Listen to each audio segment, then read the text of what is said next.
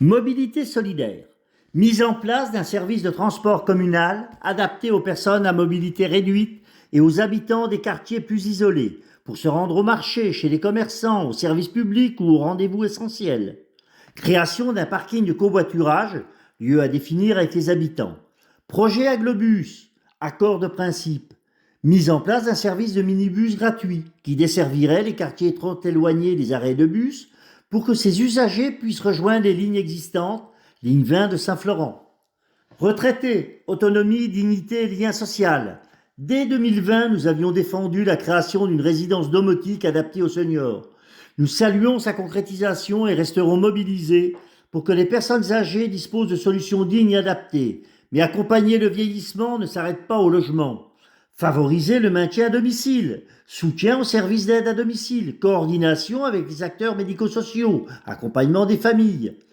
Développer le portage de repas, évaluation des besoins, amélioration du service si nécessaire, lutte contre la précarité alimentaire des aînés, lutter contre l'isolement, action de prévention et de lien social, activités intergénérationnelles, mobilisation du CCAS et des associations, maintien des contrats civiques auprès des seniors.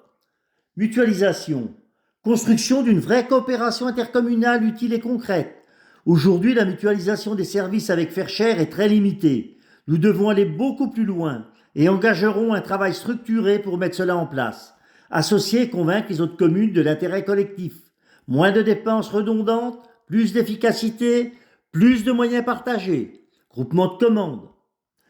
Associations. Soutenir nos associations, simplifier leur quotidien. Les associations font vivre notre commune. Sport, culture, solidarité, jeunesse. La municipalité doit être un partenaire, pas une contrainte.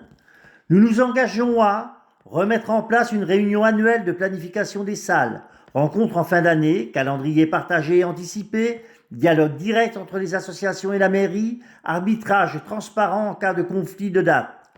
Revoir les tarifs de location des salles, tarification plus lisible et équitable, prise en compte de l'intérêt général et de l'utilité sociale, soutien renforcé aux associations locales, mettre en place un forfait ménage optionnel, choix laissé aux associations et aux particuliers, montant clair et connu à l'avance, soulagement des bénévoles, meilleure organisation des services municipaux, soutenir la mise en place de jardins partagés et d'une ressourcerie pour donner une seconde vie aux objets inutilisés.